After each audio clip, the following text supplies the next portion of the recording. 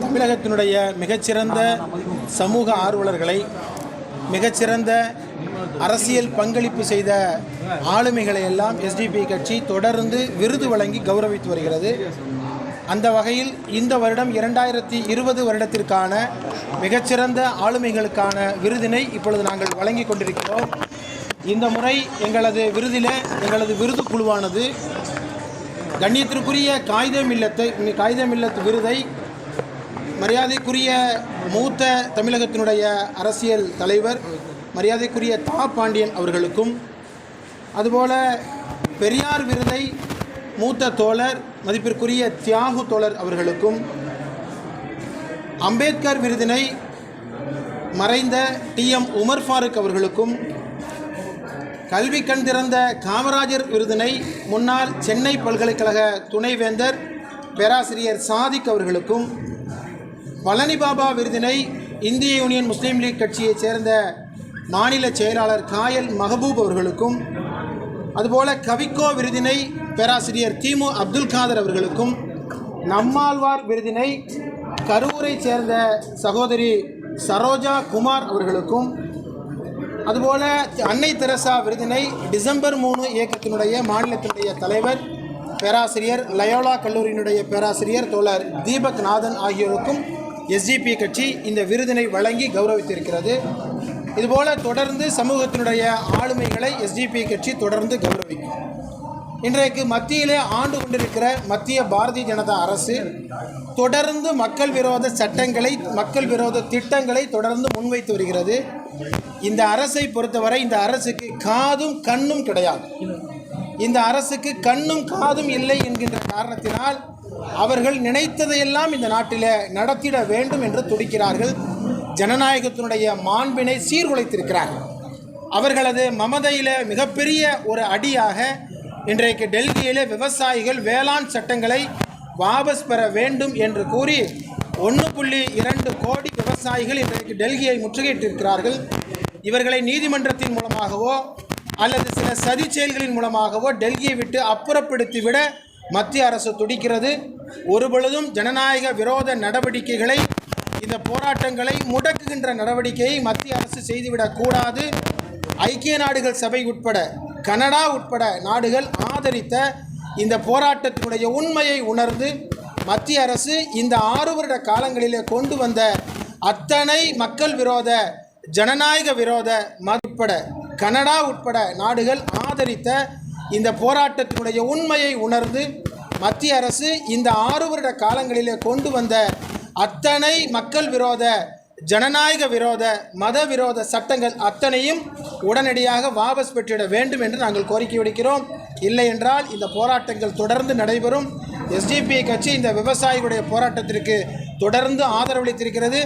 ஜனநாயக ரீதியிலான எங்களது உரிமை பெறப்படும் வரை எங்களது போராட்டம் தொடரும் என்று இதன் மூலம் அறிவித்துக் கொள்கிறோம்.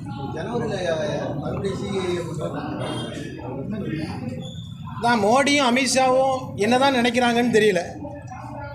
அவர்கள் உறங்கிய பின் விழித்த உடனே ஒரு விஷயத்தை பேசுகிறாங்க, உறங்கும் பொழுது ஒன்றை பேசுகிறார்கள்.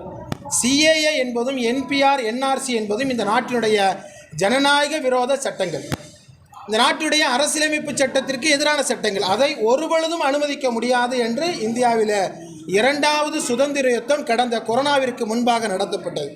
எனவே ஒரு மிகப்பெரிய ஒரு மக்கள் திரளை ஜனநாயக விரோத இந்த நடவடிக்கைகளுக்கு எதிராக ஒரு ஜனநாயக ரீதியிலான குரல் இதுவரை எழுப்பப்பட்டிருக்கிறது. ஆனால் அதையெல்லாம் மதிக்காமல் மத்திய அரசு மீண்டும் கொண்டு வருமே ஆனால் இந்தியாவினுடைய ஜனநாயகத்திற்கு எதிராக மத்திய அரசு செயல்படுகிறது என்பது அர்த்தமாகிறது. அதற்கு எதிராக ஜனநாயகத்துடைய பாதுகாவலர்களாக, மதச்சார்பின்மையினுடைய பாதுகாவலர்களாக செயல்பட வேண்டிய கடமை இந்த நாட்டு மக்களுக்கு இருக்கிறது. எஸ்டிபிஐ கட்சி அப்படி ஒரு நிலை ஏற்பட்டால் அதற்கு தலைமை ஏற்கும் என்பதை இதன் மூலம் தெரிவித்தோம்.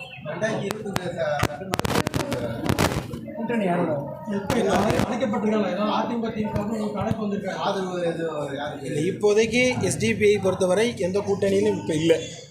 ஆனால் அதே நேரம் இன்னும் தமிழகத்தினுடைய அரசியல் நிலவரம் இன்னும் தெளிவாகாத நிலையில் வரக்கூடிய ஜனவரி மாதம் எஸ்டிபிஐ கட்சியினுடைய பொதுக்குழுவை நாங்கள் கூட்டி வரவிருக்கின்ற சட்டமன்ற தேர்தலில் எஸ்டிபிஐ கட்சி என்ன நிலைப்பாடை எடுக்க வேண்டும் என்பதை எடுக்க நாங்கள் இருக்கிறோம். ஒரு விஷயம் தெளிவானது, எஸ்டிபிஐ பொறுத்தவரை எத்தகையதொரு நிலைமையும் சமாளிக்கக்கூடிய அளவிற்கு இப்பொழுது எங்களது பலத்தினை நாங்கள் தயார்படுத்தியிருக்கிறோம். கடந்த 5 வருடங்களுக்கு முன்பாக 32 இடங்களில் தனித்து போட்டியிட்டோம். அது மாதிரி வரவிருக்கின்ற தேர்தலை பொறுத்தவரை எந்த சூழல் ஏற்பட்டாலும் அதனை எதிர்கொள்கின்ற விதத்தில் எங்களது பலத்தை நாங்கள் தயார்படுத்தியிருக்கிறோம். வரவிருக்கிற 2021 சட்டமன்ற தேர்தலில் எஸ்டிபிஐ கட்சி தன்னுடைய கணக்கை துவங்கும். எங்களது உறுப்பினர்கள் சட்டமன்றத்திற்குள் நுழைவார்கள் என்பது மட்டும் தெளிவு. உள்ளாட்சி தேர்தலில் அநேகமான இடங்களில் 100-200 மாதிரி வந்து எஸ்டிபிஐ கட்சி இப்போ இல்லை, அதோடைய தாக்கத்தில் தனித்து போட்டி மாதிரி ஏதாவது ஐடியா இருக்கு? இல்லை, அதாவது எஸ்டிபிஐனுடைய பலம் என்ன என்று தெரிந்து கொள்வதற்காக அதனை சொல்லி காட்டும்.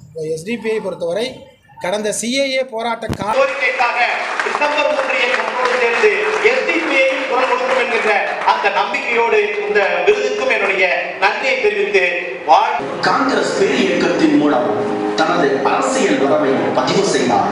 பிறகு மார்க்சிய காரணமாய் அமைந்தார். சிறைக்குள் இருந்தபோது நான் மேம்பாட்டு ரீதியாக தமிழ் தேசிய விடுதலை இயக்கத்தினுடைய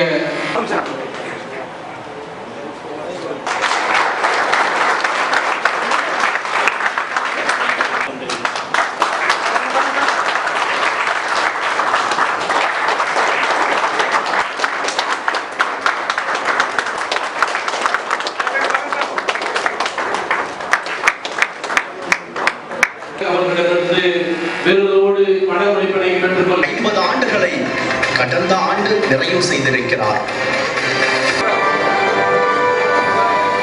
இணைந்தபோது அவர்களுக்கு ஆதரவாய் களமாடியவர்